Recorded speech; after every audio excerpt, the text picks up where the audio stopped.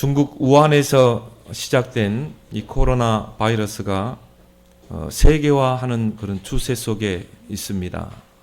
그래서 오늘 날짜로 보니까 중국에서만 사망자가 811명이 되고요. 또 우리가 비공식적으로 한 2만 4천 명 정도 된다고 그렇게 이야기하죠. 이거는 바로 저주 재앙입니다. 레위기서 26장 16절에 분명히 말씀하고 있습니다. 내가 너희에게 놀라운 재앙을 내려 폐병과 열병으로 눈이 어둡고 생명이 쇠약하게 할 것이요. 코로나 바이러스는 코로나 폐병이거든요. 그래서 폐가 완전히 죽고 피를 토하해서 죽는 그런 저주병인 것입니다. 성경에는 분명히 말씀하고 있습니다.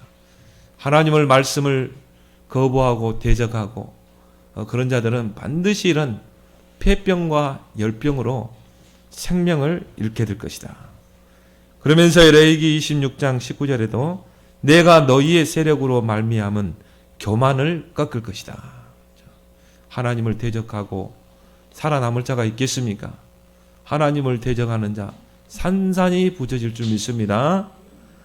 제가 이 중국 대련의 조선족 목사님을 알고 있습니다. 몇 번 가서 강의도 했어요. 그분은 중국 정부에서 인정하는 삼자교회 목사입니다. 근데 교회가 한 2,000명 성도가 돼요. 교회가 꽤 큰 교회입니다. 중국 정부에서 인정하는 교회거든요. 그런데 어느 날 공안이 들이닥쳐서 아무 죄 없는 목사님에게 한 5가지 제목을 넣어가지고 교회 재산을 빼돌렸다는 거예요. 그래서 완전히 교회를 뺐고, 그리고 교회 재산을 다 뺐고, 심지어 목사님의 그 사택과 차량까지도 다 뺏는 거 있죠. 그래가지고 5년형을 때렸다니까요. 지금도 감옥에 있습니다. 그러면서 이제 이 공안에서 회유를 하는 것입니다. 감옥에서 빼내줄 테니까, 그리고 다시 목회를 하게 할 테니까 교회 재정을 우리 공산당에서 관리하도록 하라. 어떻게 성도들의 헌금을 정부에서 관리할 수 있습니까? 그래 이 목사님이 싫다는 거예요. 그건 하나님의 것을 도둑질하는 것이 아니냐. 그렇다고 우리가 하나님 앞에 세금을 바치지 않는 것도 아니에요. 그래서 지금 감옥에 계십니다. 그분들의 몸이 여목사님인데 건강이 좋지 않거든요. 중국 정부가 요 근래 기독교에 대한 대대적인 박해를 하고 있습니다. 특히 우한시 같은 경우는 이 큰 교회들이 몇 군데 있어요. 다 무너뜨렸잖아요. 철탑 다 철거하고 그 멀쩡한 교회를 다 무너뜨리고, 그리고 재산을 다 뺏고, 그런 일들이 지금 이 중국에서 시진핑이 이 집권하고 난 후로부터 이런 박해가 계속되고 있습니다. 선교사들을 다 추방하고, 그리고 교회를 폐쇄하고, 이제 정부에서 교회를 관리하겠다는 거예요. 그래서 어느 교회는 뒤에다가 시진핑 사진 초상화 올려놓고, 그리고 예배 드리기 전에 공산당 강령 그걸 외치고 예배를 드려야 돼요. 완전히 신사참배나 마찬가지죠. 공산주의 사회주의 적은 바로 기독교입니다. 그래서 이 사회주의 아편이라고 그러죠. 그래서 사회주의 왕국을 완성하는데 가장 걸림돌이 교회거든요. 바로 기독교거든요. 다른 종교는 박해하지 않습니다. 유난히 기독교만 박해하는 거예요. 하나님이 가만히 있겠어요? 저는 영적으로 봤어요. 지금 중국 정부가 숨기고 있는 사망 숫자는요, 헤아릴 수가 없습니다. 얼마나 많은 사람들이 병원에 오는데 병원에 수용할 침대가 없다니까요. 약이 없어요. 그러니까 그냥 돌려보내는 거예요. 그러면 비공식적으로 집에서 폐병으로 죽는 사람이 얼마나 많겠어요. 이런 사태를 보면서 우리는 3가지 이면 언약을 우리는 찾아내야 될 줄 믿습니다. 첫 번째가 뭡니까? 하나님과의 이면 언약을 찾아내야 돼요. 하나님은 언약의 하나님이십니다. 언약을 주시고 언약을 성취하시는 하나님이에요. 이사야 40장에 보면 풀도 마르고 꽃도 시들지만 하나님의 말씀은 영원히 서리라. 하나님의 언약은 영원한 언약이라. 그래서 하나님 말씀의 1.1획도 땅에 떠지지 않고 성취되게 되어 있어요. 하나님은 우리에게 언약을 주시고 그 언약을 성취하시는 줄 믿습니다.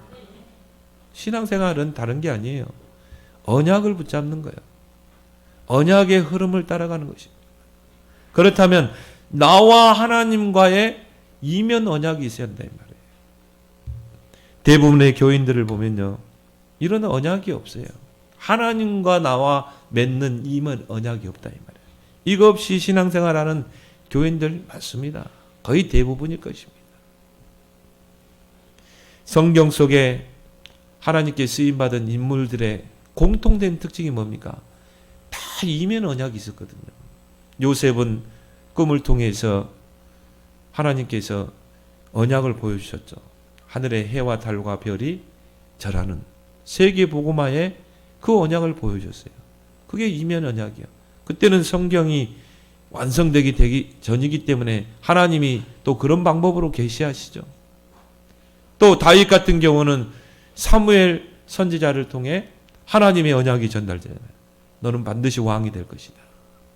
네가 왕이 되면 언약궤를 회복하고 그 언약궤를 둘 성전을 지어라. 이게 다윗과 하나님과의 이면 언약이었다. 그리고 또 우리가 아는 사무엘 같은 경우는 그 어머니가 그 자녀에게 언약을 전달하잖아요. 너는 나실인이 되어야 한다. 하나님께 구별되어 하나님의 일을 위해서 정말 평생 네 생을 드릴 다스리. 이 언약이 사무엘에게 전달된 거예요. 하나님과의 이면 언약이 맺어진 것입니다. 그러면 하나님은 그 언약대로 끌어가게 돼 있어요. 그리고 그 언약을 이루게 될 줄 믿습니다. 성경에 보면 아브라함 같은 경우도요. 내가 내 언약을 너와 내 대대 후손으로 세워서 영원한 언약이 되게 하겠다. 그래서 아브라함이 그 하나님과 이면 언약을 맺잖아요. 그 언약이 그 아들 이삭에게, 야곱에게, 요셉에게 그 언약이 전달되잖아요. 그리고 그 아브라함의 가문을 통해서 그리스도 구원자가 오잖아요. 그래서 영원한 언약이 되는 거예요. 여러분이 붙잡은 언약은 영원한 언약이 될 줄 믿습니다. 그 신앙생활 잘하는 거는 언약 잘 붙잡는 거라니까요. 그리고 여러분 평생에 하나님과의 이면 언약을 찾아내야 돼요. 에스겔 16장 60절에 보면 내가 너의 어렸을 때에 너와 세운 언약을 기억하고 너와 영원한 언약을 세우리라. 어렸을 때에 너와 세운 언약을 기억하고. 이건 너무 중요한 말씀이죠. 우리 자녀들이 어릴 때 하나님과의 이면 언약을 붙잡아야 된다니까요. 그러면 끝나는 거예요. 어릴 때 들어간 언약은 평생 가잖아요. 모세에게 그 젖먹이 때 들어간 언약이요, 나중에 80세 때 출애굽의 역사를 이루잖아요. 어릴 때 들어간 그 언약이 각인되고 뿌리내리고 체질해야 돼요. 그래서 어릴 때 언약을 각인시켜야 될 줄 믿습니다. 태중에서부터 언약을 전달하고 정말 젖먹이 때 언약을 전달하고 그 시기가 너무 중요한 것 같아요. 말귀를 알아들을 때 언약을 전달해 줘야 돼요. 우리 자녀들이 평생 하나님과의 이면 언약을 잡도록 해줘야 돼요. 이게 영원히 간다니까요.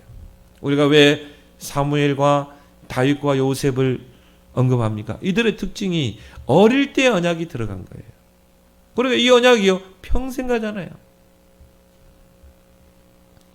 신명기 6장 4절 9절의 말씀처럼 다른 것 각인시키면 안 돼요. 하나님의 말씀을 부지런히 각인시켜야 될 줄 믿습니다. 우리가 언약적인 한을 가지고 우리 자녀들에게 언약을 각인시켜서 이들이 하나님과의 이면 언약을 맺도록 해줘야 한다. 우리가 이 한나와 같은 요괴백과 같은 역할을 해줘야 되는 것입니다. 전도서 12장 11절에 정말 하나님의 말씀이, 특히 전도자의 이 말씀이 잘 박힌 목과 같이 박히도록. 그래서 이사야 22장 24절 25절에 보면 잘 박힌 못 위에 아버지 집에 모든 영광이 걸리리라. 그 속에 하나님의 영광, 아버지 집에 모든 영광이 걸리도록. 그래서 우리가 다윗에게 이 언약이 탁 들어가서 잘 박힌 목과 같이 탁 박히니까 어떻게 됩니까? 이날 이후로 다윗에게 여호와의 영에 크게 감동됩니다. 다윗은 어떻게 보면요, 그 언약을 위해서 평생을 살았다고 보면 돼요. 그래서 그 언약의 흐름 따라 산 것입니다. 어떤 환경에서 흔들리지 않아요. 언약이 들어가 각인됩니다. 정말 사울왕에게 쫓기고 죽음의 위기에서도 다윗은 여호와는 나의 목자시니 내게 부족함이 없으리로다. 그렇죠? 그리고 다윗을 통해 그 언약을 이루게 되잖아요. 그 솔로몬을 통해서. 어떻게 이 하나님과의 이명 언약을 우리가 찾아낼 수 있습니까? 우리는 또 요셉처럼 꿈을 통해서 우리는 전달받아야 됩니까? 아니에요. 강단을 통해서 이면 언약을 찾아내길 바랍니다. 그래서 교회가 있는 거예요. 그래서 강단이 있고 주의 종이 있는 것입니다. 얼마나 중요합니까? 아모스 3장 7절에 주 여호와께서는 자기의 비밀, 자기의 언약을 그 종 선지자들에게 보이지 아니하시고는 결코 행하심이 없는지라. 하나님은 자기의 비밀, 자기의 언약을 주의 종들에게 먼저 보입니다. 그리고 그 주의 종과 강단을 통해 이 언약이 성도들에게 전달되도록, 그리고 성도들이 하나님과의 평생의 그 이면 언약을 붙잡고 살도록 하나님은 강단을 세우신 줄 믿습니다. 초대교회가 어떻게 그 박해 속에서 세계 복음화를 이룰 수 있었는가? 사도행전 2장 42절을 보니까 사도의 가르침을 받아. 그 말은 뭘 말합니까? 정말 강단을 통해서, 강단에 하나님이 세운 주의 종을 통해 그 언약의 말씀이 전달되는 것입니다. 그래서 그 언약이 성도들에게 전달돼서 하나님과 이면 언약을 맺게 하시는 것입니다. 그래서 저는 그래요. 제일 좋은 강단은, 제일 훌륭한 강단은 뭔가? 막 미사구원을 써가면서 뭐 헬라어 철학, 응? 그리고 영어를 섞어가면서 그게 진짜 좋은 강단일까? 우리 복음 깨닫기 전에는 그런 강단을 많이 찾아갔잖아요. 근데 진짜 우리가 복음을 깨닫고 나니까 진짜 좋은 강단은 뭐예요? 흐름을 전달하는 강단이에요. 정말 하나님의 그 언약의 흐름을 전달하는 강단, 복음의 흐름을 전달하는 강단, 하나님의 말씀의 흐름을 전달하는 강단. 그 흐름이 성도들에게 전달되고 그 성도들을 통해서 현장으로 전달되고, 그게 에스겔 37장 아닙니까? 성전 문지방에서 흘러나가는 물이, 그게 흘러차고 넘쳐 이게 강으로 가면, 강으로 흘러가면 죽은 강이 살아나고, 이 물이 바다로 흘러들어가면 죽은 바다가 살아나고, 그런 의미에서 강단으로 충분하다 이 말이에요. 진짜 믿습니까? 강단을 통해 하나님으로부터 이 언약이 나에게 흘러 들어와야 돼요. 그리고 이 언약이 현장으로 흘러 들어가야 되는 거예요. 그래서 여러분의 죽은 산업이 다 살아나고, 죽은 경제가 다 살아나고, 여러분의 가정이 살아나고, 모든 저 불신 현장까지 다 솟게 되는 그것이 바로 강단인 줄 믿습니다. 강단 놓치면 다 놓치는 거예요. 여러분이 교회 문 딱 떠날 때 강단 제목이 뭘까 보면 다 놓치는 것입니다. 그래서 우리가 강단을 통해 말씀을 놓칠 수 있기 때문에 또 들어보는 것입니다.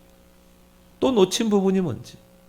그렇게 해서 이 흐름을 계속 흘러가게 해야 되잖아요. 그 속에서 우리는 평생의 이면 언약이 딱 찾아지는 거예요. 이런 축복을 여러분이 꼭 찾아내길 바랍니다. 두 번째는 뭡니까? 목사님과의 이면 언약을 찾아내야 돼요. 무교회주의자들은 그런 말을 합니다. 구원받은 자의 모임이 중요하고 그 구원받은 자의 장소가 중요하지 않냐. 그게 교회지. 무슨 교회 안에 목사가 있고 뭐 건물이 필요하냐. 그게 무교회주의자들이에요. 무교회주의자들은 목사가 없어요. 예배당도 없어요. 그냥 뭐 사무실에 모여가지고요. 거기서 돌아가면서 그냥 한 분은 또 의사가 나와서 설교하고 또 변호사가 나와서 설교하고. 그게 무교회주의입니다. 그게 일본 교회를 망쳤거든요. 일본 교회가 무교회주의를 지향했거든요. 우리보다 먼저 복음이 들어왔어요. 우리보다 먼저 교회가 세워졌어요. 근데 왜 일본 교회가 0.3%도 안 돼요? 1%도 안 된다니까요. 800만 귀신에게 다 잡아먹힌 거예요. 여러분, 교회의 종탑이 있는 예배당이 얼마나 중요합니까? 이거는 하나의 경찰서와 같아요. 소방서와 같습니다. 여러분, 지역에 경찰서가 세워져야 범죄율이 낮아지잖아요. 지역에 소방서가 있어야 불나면 불을 끄잖아요. 교회는 바로 이런 역할입니다. 그것도 뭡니까? 정말 복음 가진 교회. 이 언약의 흐름이 흘러가고 이 복음이 흘러가는 이 강단이 있는 교회가 얼마나 중요하냐 이 말이에요. 이 지역의 모든 흑암이 다 무너지게 돼 있어요. 근데 이 예배당을요 무시해버리는 거예요. 그게 무교회주의입니다. 근데 한국교회가 왜 축복을 받았냐면은 120년 전에 선교사들이 들어와서 한국교회만큼은 자립을 심었어요. 자립, 자주. 제가 선교지에 가보면요. 다 뭐냐면요. 이 선교비 좀 보내달라고. 그게 자립이 안 되는 거예요. 근데 한국교회는 처음 시작 때부터 길을 잘 들여놓은 거예요. 한국교회는 외부의 도움 받지 마라. 한국교회는 그 자체 교회에서 자립해라. 그리고 자주 자립, 자전 그 안에서 돌아가도록 해라. 그게 한국교회의 개척 정신입니다. 그래서 한국교회는요, 목사님들이 개척하면 뭐합니까? 뭐 몇 년 전만 해도 진짜 자기 집 팔아가지고 교회 개척하고 하잖아요. 전세금 빼가지고 개척하고 하잖아요. 그렇게 해서 성도들이 정말 십시일반 헌금해가지고 교회가 운영되잖아요. 그러나 교회는 불과 여러분이 90년도만 해도 80년, 90년도 그랬다니까요. 곳곳에 교회가 세워진 거예요. 얼마나 하나님이 이 나라를 축복했습니까? 이 교회가 얼마나 중요하고 강단이 얼마나 중요하냐 이 말이에요. 이 흐름이 끊어지면 어떻게 됩니까? 현장이 다 죽게 되어 있습니다. 여러분이 강단에서 이 복음이 선포되고 이 언약이 선포되고 이 언약이 현장으로 흘러 들어가야 이 지역이 다 살게 되잖아요. 이 흐름이 끊어지면 어떻게 되냐? 제가 여러분 앞에서 막 종교적인 설교하고 여러분에게 막 철학적인 설교하면요. 이걸로 가지고 어떻게 이게 현장을 살릴 수 있냐 이 말이에요. 그래서 강단이 중요하고 주의 종이 중요한 거예요. 출애굽기 33장 11절에 사람이 자기의 친구와 이야기함과 같이 여호와께서는 모세와 대면하여 말씀하시며 모세와는 대면하면서 말씀했다니까요. 그 말은 뭡니까? 하나님은 철저하게 주의 종을 다루신다 이 말이에요. 그러니까 여러분이요 주의 종에게 뭐 주의 종이 이렇다 저렇다 하면 안 돼요. 하나님이 주의 종을 통해 교회를 다스리시고 하나님이 주의 종을 세워서 성도들을 축복하신다 이 말이에요. 여러분이 할 거는 뭡니까? 주의 종을 놓고 기도하는 거예요. 우리 목사님이 어떻다는 둥. 절대 그거요. 하나님을 대적하는 겁니다. 왜? 주의 종은 하나님의 사자이기 때문에 그래요. 하나님이 세운 사자라. 좀 인격이 부족하고 그래도 하나님이 세운 사자예요. 그래서 하나님은 모세와 대면하면서 말씀하셨거든요. 그 말은 뭡니까? 강단이 중요하다 이 말이에요. 주의 종이 정말 하나님 말씀을 대언하는 이 강단이 얼마나 중요해요. 이게 하나님의 언약이 흘러가는 통로라니까요. 하나님은 먼저 주의 종을 통해서 이 언약의 흐름을 전달하신다 이 말이에요. 그래서 우리가 목사님과 강단을 놓고 기도해야 되는 것입니다. 이 흐름이 나에게로, 이 흐름이 현장으로 흘러 들어가도록.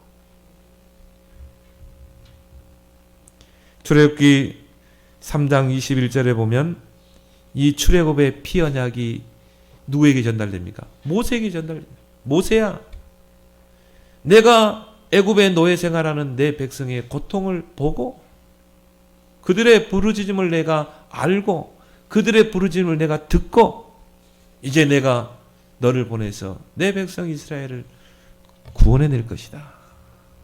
그러면서 모세에게 뭡니까? 하나님이 지정하신 날에 전 백성은 어린 양을 희생시켜서 그 어린 양의 피를 문설주와 문인방에 발라라. 이게 언약이에요. 이게 언약의 흐름이 누구에게? 모세에게 전달되잖아요. 그래서 모세가 이스라엘 전 장로들을 모으죠. 각 지파의 장로들을 모아서 그들에게 뭡니까? 언약의 말씀의 흐름을 전달하죠. 그 바로 피 언약, 어린 양의 그 희생의 피 언약을 전달하잖아요. 그 장로들이 돌아가서 이제 자기 지파에게, 백성들에게 그 언약을 전달하는 거예요. 그렇게 해서 하나님이 지정하신 날에 전 이스라엘 백성이 그 밤에 어린 양을 희생시켰다는 거예요. 그리고 그 피를 문설주와 문인방이 바르죠. 그 어린 양은 장차 오실 그리스도를 예표하고 있죠. 그리고 기다린 거예요. 그날 밤에요. 애굽에 재앙이 불어닥치는데요. 그 피, 문설주의 문인방에 피가 발라진 그 집은 넘어갔다. 저주가 넘어간 거야. 그리고 애굽에 이 저주와 재앙이 막 불어닥치는 것입니다. 하나님을 대적하면 그렇게 돼요. 그렇게 해서 뭡니까? 바로 왕의 아들이 죽었다니까요.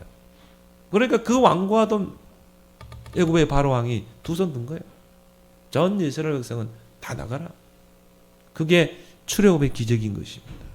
이게 언약의 흐름이라니까요. 여러분이 정말 강단을 소중하게 여기고 주의 종 목사님을 위해서 여러분이 기도하고 정말 여러분이 기다리면 하나님의 언약의 흐름이 여러분에게 정확하게 전달될 줄 믿습니다. 여러분에게 출애굽의 역사가 일어나게 되지. 이건 기적입니다. 430년을 몸부림쳐도 이게 해결되지 않는 문제가 이 언약을 받아 전달될 때 이게 역사가 일어나는 거예요. 그런 의미에서 강단이 중요하다. 여호수아 3장, 여호수아 6장에 보면 하나님의 언약이 누구에게? 여호수아에게 전달됩니다. 여호수아야, 전 백성은 언약궤를 따라가라. 언약궤를 맨 제사장을 따라가라. 절대 들리지 말고 불평하지 말고 불신앙하지 말고 언약궤만 따라가라. 그 언약궤의 거리는 2000규빗을 항상 간격을 유지하고 따라가라. 그리고 너희들의 모든 생각을 내려놓고 언약궤만 따라가라. 그래서 여호수아가 유사들을 부르잖아요. 오늘 이번 개혁성경에는, 이제 개정성경에는 관리들이라고 나왔어요. 그 관리들 유사들을 각 지파에서 부르죠. 그렇게 해서 하나님의 그 언약을 전달하잖아요. 전 백성은 언약궤를 맨 제사장을 따라가라. 그리고 그 관리 유사들은 지파에 들어가세요. 전 백성에게 전달한 거예요. 언약궤만 따라가라. 내 생각을 내려놓고 언약궤를 따라가자. 근데 어떤 역사가 일어났습니까? 요단강이 갈라졌다니까요. 여리고가 무너졌다니까요. 기적이 일어난 것입니다. 여러분의 삶 속에 이런 기적이 일어날 줄 믿습니다. 진짜 언약의 흐름이 여러분에게 탁 전달될 때. 그 속에서 내가 하나님과의 이면 언약을 탁 찾아내고 목사님과의 이면 언약을 탁 찾아낼 때 이런 기적의 역사가 일어날 줄 믿습니다. 그런데요, 교인들이 이걸 다 놓치고 사는 거예요. 흐름을 놓치니까 어떻게 됩니까? 교인들이 헤매고 다니는 것입니다. 예배 따로 삶 따로. 예배 때 이 말씀의 흐름이 언약이 내게 딱 붙잡아져야 되는데 이 흐름을 놓치고 교회 문 나서버리면 완전히 강단하고는 전혀 흐름이 다 끊겨가지고요.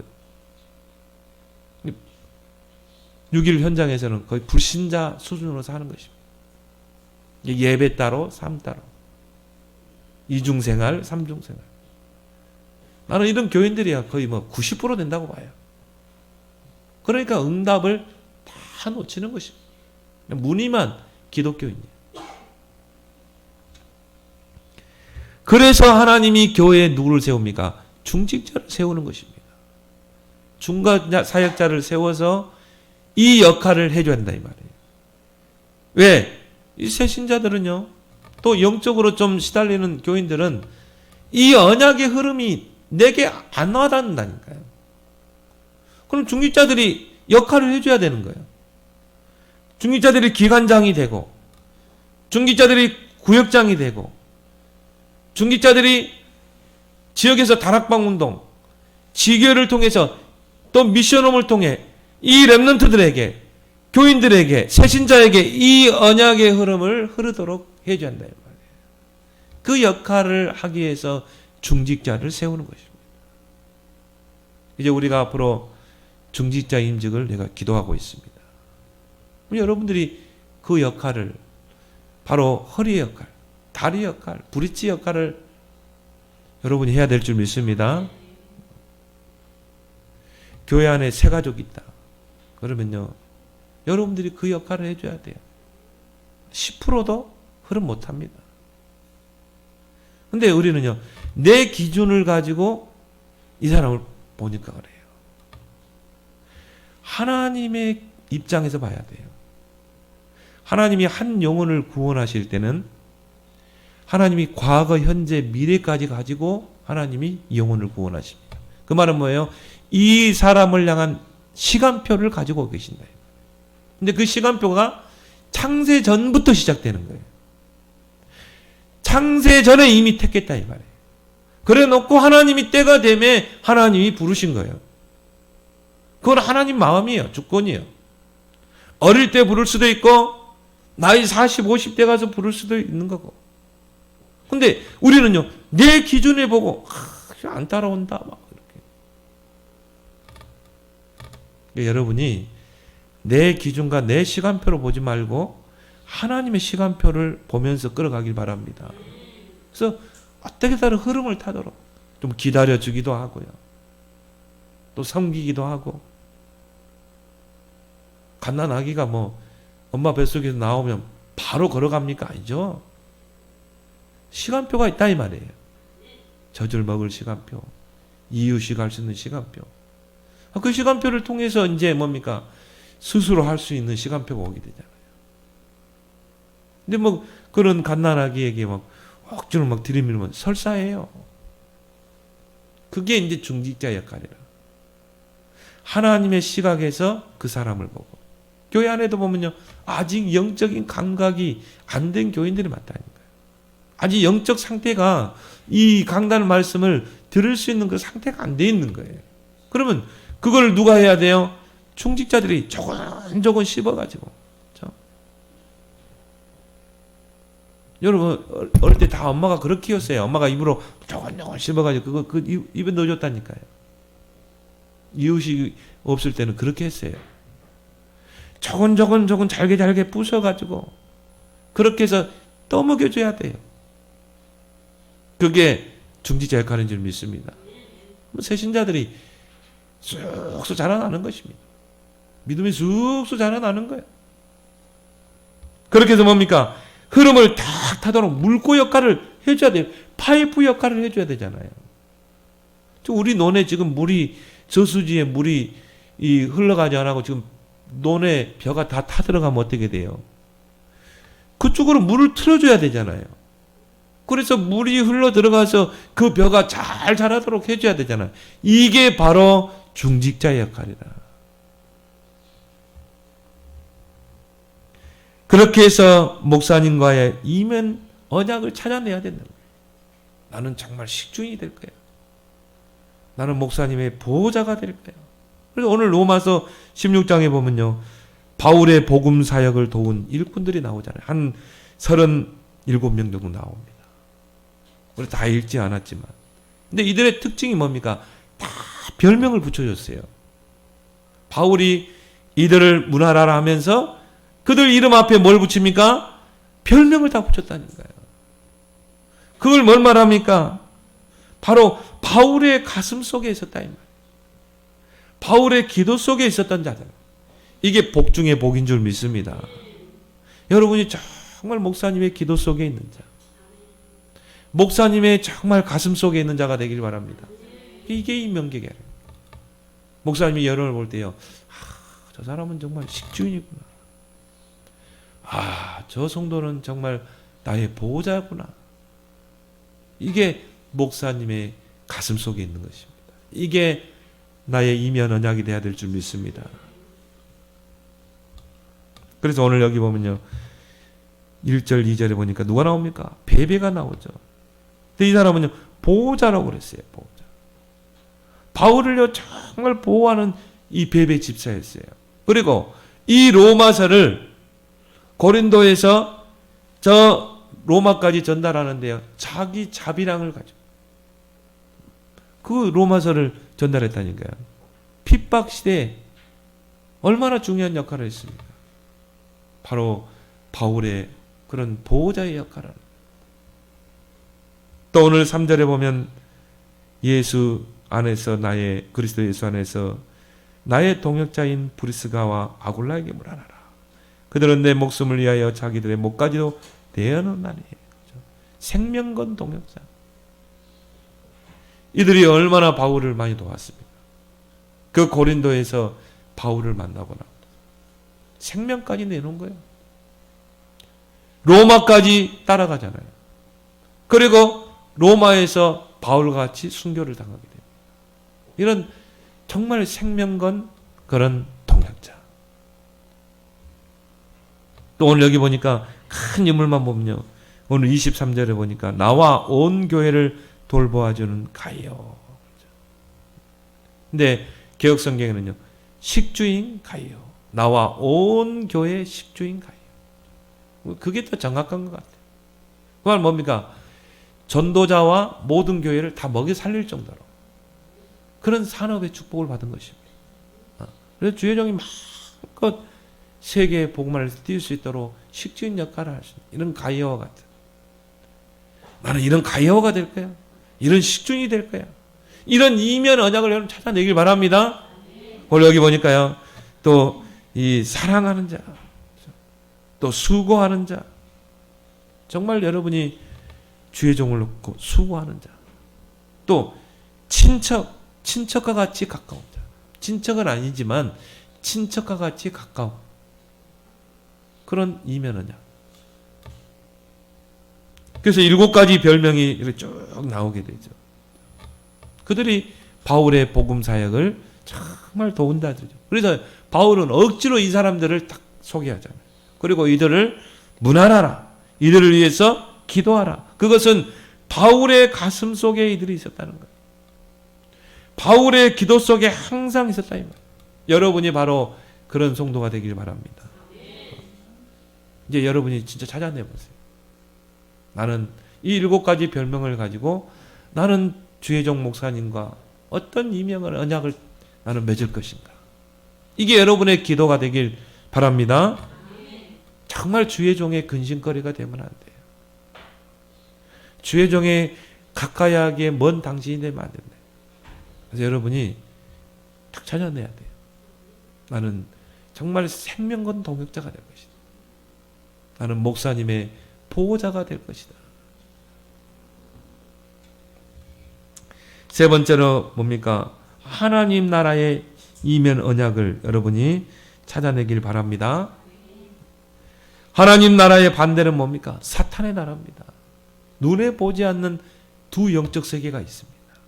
바로 하나님의 나라, 그리고 사탄의 나라.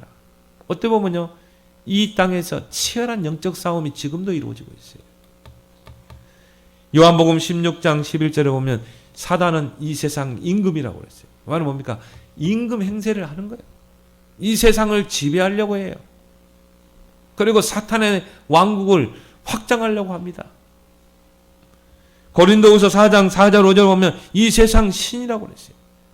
이 세상 신으로 자신이 경배받으려고 합니다. 하나님을 대적하고.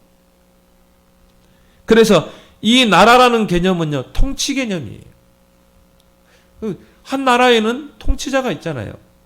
거기에 백성들은 통치를 받고 있고. 그래서 나에게 하나님의 나라가 임했다는 말은 뭡니까? 이제 하나님이 나를 통치하시는 거예요. 그렇죠? 그러면 여러분 가족 중에 여러분 주위에 불신자는 마귀에게 소속되어 있잖아요. 그 말은 뭡니까? 사탄의 나라가 임해 있는 거예요. 사단의 지배를 받고 있는 거예요. 사단이 통치하는 거예요. 그래서 뭡니까? 죽기를 무서함으로 종노를 하잖아요. 이 두 왕국이, 두 나라가 이 세상에서는 눈에 보이지 않는 영적 전쟁을 계속하고 있는 것입니다.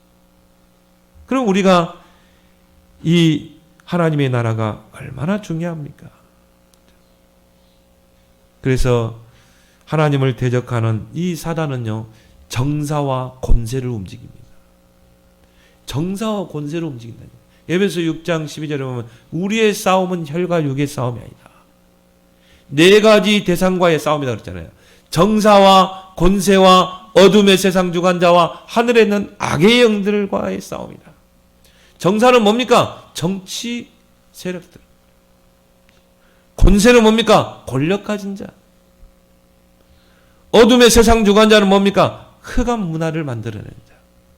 하늘에 있는 악의 영들은 뭡니까? 악의 종교. 하나님을 대적하는. 그래서 이 땅에서는 딱 두 세력이 기독교를 반대해요. 대적해요. 잘 알죠? 공산주의. 두 번째는 뭡니까? 모슬렘. 하늘에 있는 악의 영들. 여러분, 사회주의도 하나의 종교와 같아요. 김일성을 북한에서는요, 태양이라고 그러잖아요. 수령이라고 그러죠. 정사와 권세를 움직이고 어둠의 세상 주관자를 가지고 이 세상을 혼돈케 하고 이 세상 악의 종교를 가지고 뭡니까? 막 세상을 혼돈 속에 빠뜨리고 막 테러를 자행하고 그러잖아요. 그 비행기 가지고 뭡니까? 그 미국 빌딩에 들이받았다니까요. 그러요. 정말 악령 충만하지 않으면 그 못해요. 그게 바로 뭡니까? 이게 사단이 잡고 있는 거예요. 그래서 사탄의 이 사주를 받은 자들이 세상을 흑암으로 뒤덮고 있는 것입니다. 그것과의 싸움인 거예요. 이게 하나님의 나라인 줄 믿습니다. 그래서 우리는 이 사탄이 이 사단의 나라를 확장하고 있기 때문에 또 진리를 대적하고 하나님의 순리를 영리로 바꿔서 이 세상을 네피림 시대로 만들고 있기 때문에 우리는 어떻게 해야 돼요? 하나님 나라에 임한 언약이 있어야 돼요. 나는 어떻게 이 땅에 하나님의 나라를 이룰 것인가? 그래서 하나님 나라는 구원받은 자의 배경인 줄 믿습니다. 우리 하나님 나라의 배경이 있잖아요. 그리고 우리 인생의 평생의 미션이에요. 우리가 그리스도로 담났다. 그리스도로 담난 자는요, 반드시 내 인생의 미션이 나오게 돼 있어요. 그게 뭡니까? 하나님의 나라. 그 하나님의 나라를 이루는 방법이 뭡니까? 오직 성령. 그런 의미에서 뭡니까? 138로 시작하라. 나는 여러분에게 또 이런 당부도 하고 싶어요. 모든 대화를 138로 한번 해보세요. 그리스도로, 하나님 나라로, 오직 성령으로. 믿음이 약한 사람들은 말 한마디에 상처 있거든. 상처 많은 사람들은 건들면 아파요. 저와 여러분들은요, 누가 찔러도 안 아프잖아요. 나는 누가 찔러도 안 아프거든요. 나는 진짜 그리스도로 내 상처가 치렀다고 나는 나 자신에게 장담할 수 있거든. 근데 어떤 사람들이 상처가요 아직 치유가 안 됐어. 말 한마디에 뭡니까? 상처를 입는다니. 그래서 여러분이 그렇다면 모든 대화를 138로 해봐요. 오직 그리스도, 오직 하나님 나라, 오직 성령. 그거 좀 이해해주고 좀 수용하고 좀 하나하나 따지지 말고요. 그런 여러분이 큰 그릇이 되기 바랍니다. 왜? 우리는 하나님의 나라를 이 땅에 이루어야 되기 때문에.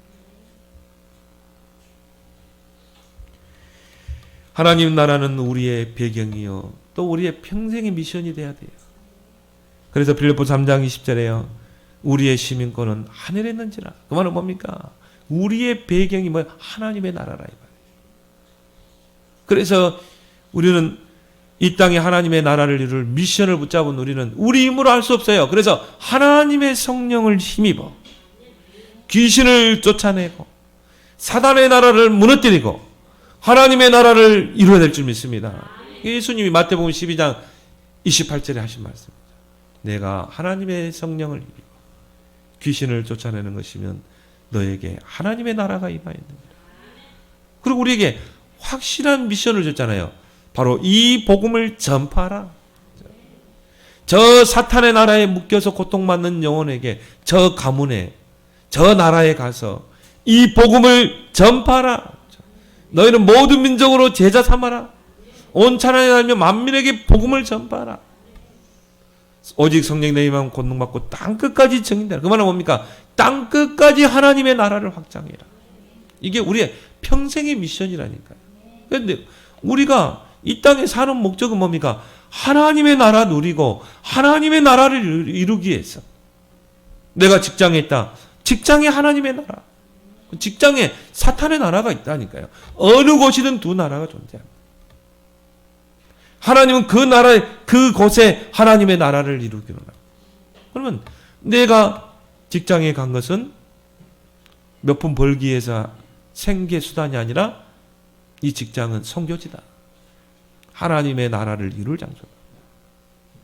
여러분이 또 그 생각만 해봐요. 어떻게 하면 내가 그리스도를 전할 것인가? 어떻게 하면 이곳에 하나님의 나라에 임할 것인가? 우리 힘으로 안 되기 때문에 이제 기도하는 거죠. 오직 성령으로 되기 때문에. 저는 그렇게 봅니다. 여러분 때문에요. 사단의 나라 무너지게 돼 있어요. 중요한 것은 우리의 관심과 우선순위입니다. 마태복음 6장 33절에 우리는요 온통 구원받았음에도 불구하고 온통 먹을 것 마실 것 입을 것 불신자 수준을 못 넘어서는 거예요. 그런 거는 하나님이 기도하지 말라고 그랬거든요. 이방인들이 추구하는 거다. 그래서 예수님이 뭐라고 했습니까? 너희는 먼저 그의 나라와 그의 의를 구하라. 모든 것을 내게 더하시리라. 내가 직장에 있는 거 뭐 때문에? 하나님의 나라 이루기 위해서. 그래서 여러분 어떻게 보면요. 선교사요. 직장 선교사, 학교 선교사. 여러분의 모든 생각을 138로 한번 해봐요. 여러분의 모든 기준을 138로. 그거에 집중하게 되면 오순절의 역사가 일어날 줄 믿습니다. 여러분의 수준과 상관없어요. 오순절 날이 이미 이르매 불과 바람 같은 성령이 임하니까 어떻게 됩니까? 사단이 무릎 꿇게 되는 거예요. 하나님의 나라가 임할 줄 믿습니다. 이거는 어느 특정 이름에 주신 미션이 아니라니까요. 그리스도를 통해 구원받은 모든 자에게 주어진 미션이라. 하나님 나라의 미션. 나는 교인들이요. 여기에 관심 없더라고. 내가 만난 교인들 보니까 전혀 관심 없어요.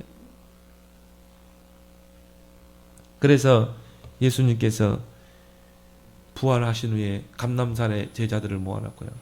하나님 나라의 미션을 40일 동안 전달했다니까요. 한 명 한 명 불러서 미션을 전달하고. 근데 거기 한 명이 빠졌어. 가룟 유다가 자살해 죽었잖아요. 그래서 뭡니까? 너희들이 이제 한 명을 제비 뽑아 세워야 한다. 그래서 그들이 감람산에 마가다락방에 와서 한 명을 마띠아를 세우잖아요. 왜? 한 명을 채워야 되기 때문에. 예수님이 12지역을 생각하고 이미 미션을 줬는데 한 명이 없잖아요. 이만큼 하나님 나라의 미션이 중요하다. 그래서 예수님이 세상에 계실 때도요, 하나님 나라의 복음을 전파하시고, 그 하나님 나라의 미션을 붙잡은 자들이 초대교회를 형성하게 되고, 사도행전에 가면은 가는 곳마다 하나님 나라 이야기하잖아요. 저 에베소의 회당에 가서도 하나님의 나라의 복음을 전합니다.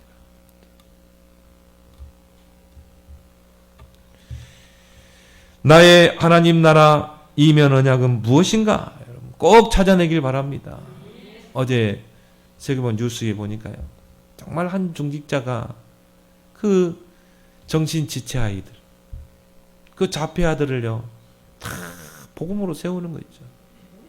나는 보면서 야, 누구도 하기 싫어하는 그런 현장이잖아요. 근데요, 이분이 그거를 하나님 나라의 미션으로 붙잡을 수밖에 없는 게 있었어요. 자기 아들이 정신지체하라. 자기가 그걸 너무 힘들었대요. 진짜 막 너무 힘들어 죽고 싶더래요. 근데 이 복음을 깨달은 거예요. 야, 이 복음은 모든 믿는 자를 권하는 하나님의 능력이 되는 거야.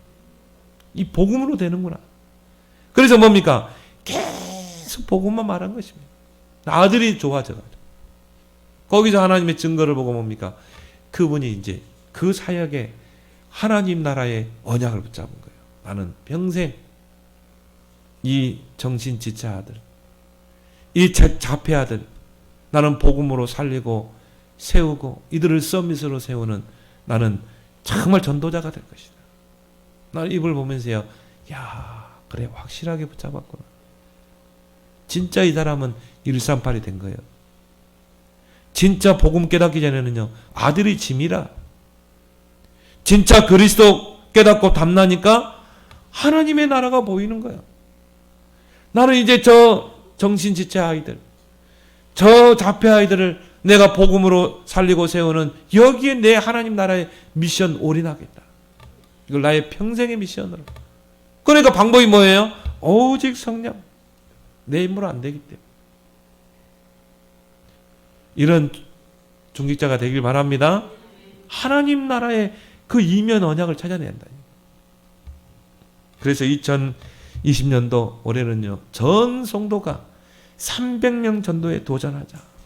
이걸 여러분의 하나님 나라의 미션으로 붙잡아. 그래서 여러분 주변에 복음 받을 300명 대상자를 다 기록하는 거예요.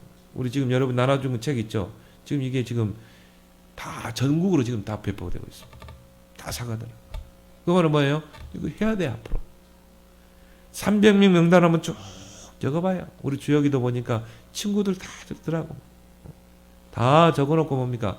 이 영혼들을 넣고 기도하는 것입니다. 이들에게 하나님의 나라가 임하도록. 그래서 일을 3작을 해라. 하루에 3번 여러분이 이 메시지를 전하든가 기도하든가 해봐요. 그리고 여러분 뭡니까? 3번 접촉해봐. 3 컨택트. 메시지로, 미팅으로, 기도로. 그래서 어떻게 해서도 복음을 접할 수 있도록. 복음 깨달으면 끝나거든요. 사단이 무릎 꿇게 되거든요. 그래서 30제자를 세워라. 여러분의 평생의 하나님 나라의 미션. 30제자 세우고 갈 것이다. 이걸 평생의 언약으로 미션을 붙잡길 바랍니다. 고린도전서 9장 16절 만일 복음을 전하지 아니하면 화가 있을 것이다. 이 땅에 왜 재앙이 옵니까? 저 왜 중국 땅에 저 재앙이 옵니까?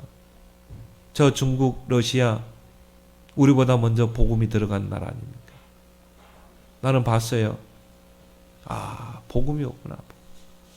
나는 러시아 정교에 들어가서 보면서 야, 복음이 없구나. 교회 안에 완전히 우상단지. 그래서 뭡니까? 공산주의에 잡아먹겠다니까요.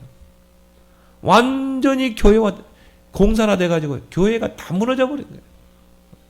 그래서 뭡니까? 러시아 종교에는 국가에서 관리하는 종교입니다. 거기 어떻게 생명이 있습니까? 거기 어떻게 하나님이 계시냐 이 말이에요. 복음을 전하지 않으면 화가 임할 것이다. 이번 나는요, 코로나 바이러스 보면서 이 폐병을 보면서 야, 레위기서 26장 16절 하나님 미리 말씀하셨구나. 너희들이 정말 하나님 순종하면 복을 내리지만 하나님 말씀 거부하고 대적하면 저주를 내리네. 폐병과 열병으로 생명이 쇠약하게 하리라. 똑같이 일어나고 있잖아요. 이걸 통해서 우리는 하나님의 음성을 들을 수 있어야 될 줄 믿습니다. 이제는 우리가 일어나야 돼요. 이제는 이 어둠과 캄캄한 현장에 우리는 복음 들고 일어나 빛을 발해야 돼요. 일어나라, 빛을 발하라. 전도는 재앙을 막는 유일한 길입니다. 전도는 애국 중의 애국입니다. 그래서 이제 우리가 일어나야 돼요. 정말 복음 들고 300명 전도, 이것을 여러분의 평생의 이면 언약으로 붙잡고 오늘 이 세 가지 언약, 이면 언약을 여러분이 꼭 붙잡고 승리하기를 예수 그리스도로 축원합니다. 하나님 아버지, 오늘 이 로마서 16장에 이 제자들처럼 우리 인생의 세 가지 평생의 이면 언약을 가지고 교회를 세우고 주의 종을 세우며 세계 복음화에 그런 큰 발자취를 남기는 전도자들 되게 하여 주옵소서. 예수님 이름으로 기도드리옵나이다. 아멘.